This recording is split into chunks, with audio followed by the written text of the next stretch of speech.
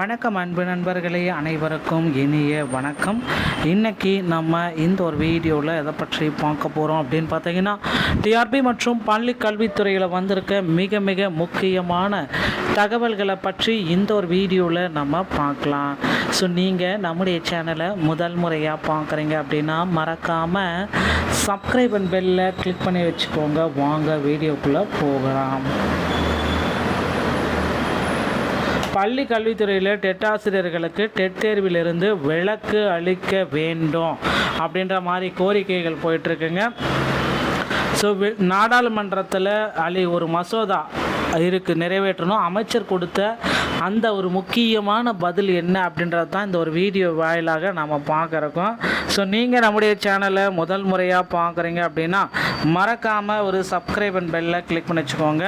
So வாங்க guys, வீடியோக்குள்ளே போகலாம். டெட் தேர்வு கட்டாயமாக்கப்படுவதற்கு முன்பு பணியில் சேர்ந்த ஆசிரியர்களுக்கு விலக்கு அளிக்கும் வகையில் கல்வி உரிமை சட்டத்தின் 23வது பிரிவில் திருத்தம் செய்ய கொண்டு வர மத்திய அரசு உத்தேசித்துள்ளதா? கல்வி உரிமை சட்டம் 2011 ஆண்டு நடைமுறைப்படுத்தப்பட்ட பிறகு இடைநிலை மற்றும் பட்டதாரி ஆசிரியர்களுக்கு தகுதி தேர்வு அப்படின்றது கட்டாயமாக்கப்பட்டுள்ளது.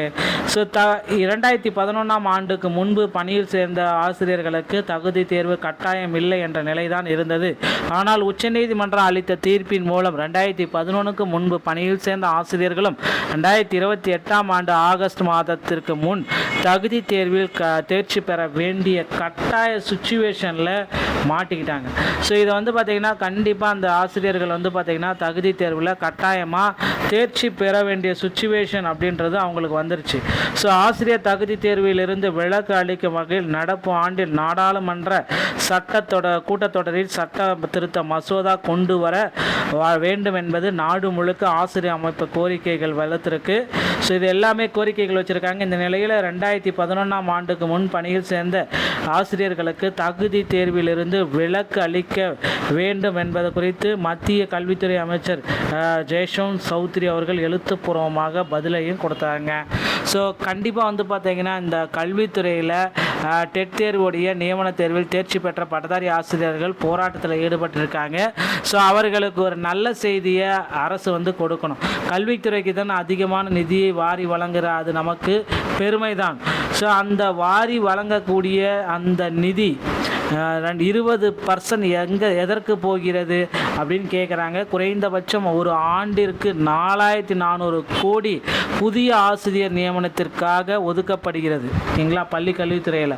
ஸோ இது மத்திய அரசாங்கத்துடைய ஷேர், மாநில அரசினுடைய ஷேர், இந்த இரண்டு பங்களிப்பும் சேர்ந்து 65 இல்லைனா 45 அந்த விகிதத்தில் மாநில அரசும் மத்திய அரசும் பங்களிப்பு செய்து ஒரு ஆசிரியரை நியமிக்க முடிகிறது. இப்படி தான் ஒரு வருடம் என சொன்னால் ஒரு நிதியாண்டிற்கு 4400 கோடி நிதி ஒதுக்கீடு அப்படின்றது நடக்குதுங்க. ஸோ இப்படி தான் இந்த ஒவ்வொரு ஆசிரியர்களுக்கும் இந்த மாதிரி சேலரி ப்ரொவைட் பண்ணுறாங்க. ஸோ கண்டிப்பாக இப்போ இருக்கிற டைமில் ஆசிரியர்கள் டிஆர்பியோடைய வேக்கண்ட் தான் இருக்குது. ஸோ எல்லாருக்குமே பார்த்திங்கன்னா நிறைய வேக்கண்ட் இருக்குது. 28,000 ஆசிரியர் காலி பணியிடங்கள் ஆசிரியர் தேர்வு வாரியத்தில் இருக்குது. இது எல்லாமே உடனடியாக நிரப்புங்க அப்படின்ற மாதிரி கோரிக்கைகள் வச்சுருக்காங்க. ஸோ இவர்களுடைய கோரிக்கைகள் எந்த அளவுக்கு நிரப்ப போகிறாங்க அப்படின்றத நம்ம விரைவில் எதிர்பார்க்கலாம். பள்ளி கல்வித்துறையில் மீண்டும் ஒரு நமக்கு கிடைச்ச முக்கியமான தகவல். ஸோ டெட்டில் பாஸ் மதிப்பெண்களை குறைக்கணும் அப்படின்ற மாதிரி கோரிக்கைகள் வந்திருக்கு. 60 மார்க் எடுத்தால் டெட்டில் பாஸ் மதிப்பெண்களை குறைக்குவாங்களா இல்லையான்றதை நம்ம விரைவில் எதிர்பார்க்கலாம். முதல்வர் விஜய் அவர்கள் அந்த உதவி பேராசிரியர் தேர்வை ரத்து செய்ய இருக்கிறதாக தகவல் வந்திருக்கு. பொறுத்து நம்ம பார்க்கலாம். டிஆர்பி மற்றும் பள்ளி கல்வித்துறையில் இந்த தகவல்கள் உங்களுக்கு பிடிச்சிருந்தால் நீங்கள் நம்முடைய சேனலோடு இணைந்திருங்கள். நன்றி, வணக்கம், தேங்க்யூ.